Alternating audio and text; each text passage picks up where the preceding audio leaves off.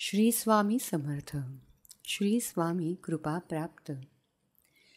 आयुष्यामध्ये खूप अशा वेगळ्या वळणावरती जेव्हा तुम्ही पोहोचता आणि तिथून मागे वळून थोडंसं पाहाल तर जे लोक तुमच्याशी याआधी जुळले होते, ज्यांना तुम्ही तुमचं म्हणून मानत होता, अशी लोक आता बऱ्यापैकी कमी झालेली तुम्हाला दिसतील.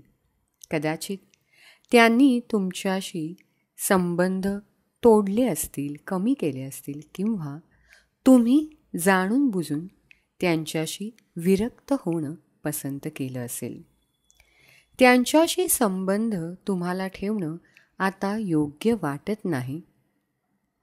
अशा वेळेला तुम्हाला काही वेगळ्या गोष्टी जाणीवपूर्वक घडताना दिसतात आणि त्या तुम्ही मुद्दामून करत नसतात.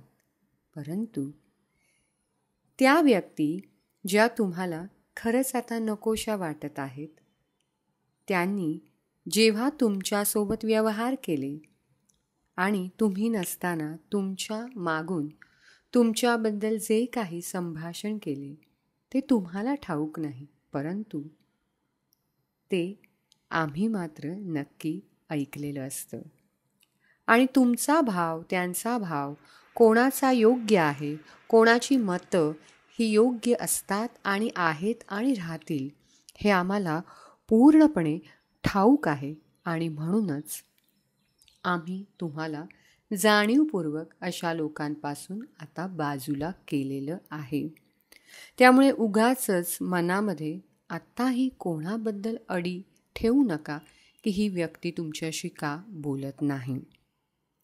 उलट आत्ता या क्षणाला जे तुमच्यासोबत आहेत त्यांना खास करून तुमच्यासाठी पाठवलं आहे.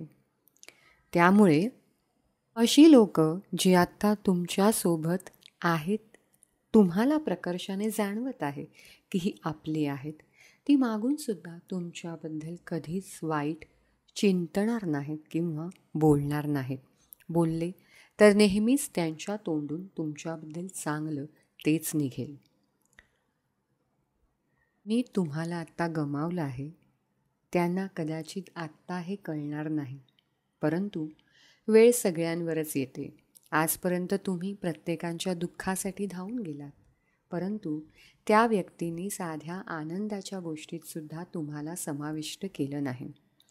काही हरकत नाही. दुःखाच्या वेळेला तुझी आठवण काय येते, कारण तुझ्यामध्ये ती क्षमता आहे. तू त्यांचं दुःख बाजूला सारू शकतोस. ह्यामध्येच तू धन्य मान की खरंच तुझ्यामध्ये अशा काही खूबी आहेत ज्याच्यामुळे तू आनंद नक्कीच वाटत राहशील. तुझी क्षमता तू ओळख. तुझी माणसं तुला दिलेली आहेत, त्यामुळे ह्या माणसांसोबत तू आता रम आणि तुझ्यासोबत इतरांच्या उन्नतीला तू कारक आहेस. म्हणूनच इकडे मार्ग तुझा मोकळा होत आहे. तुला विशिष्ट ऊर्जा प्राप्त होत आहेत, त्या घेऊन खरंच पुढे हो. श्री स्वामी समर्थ.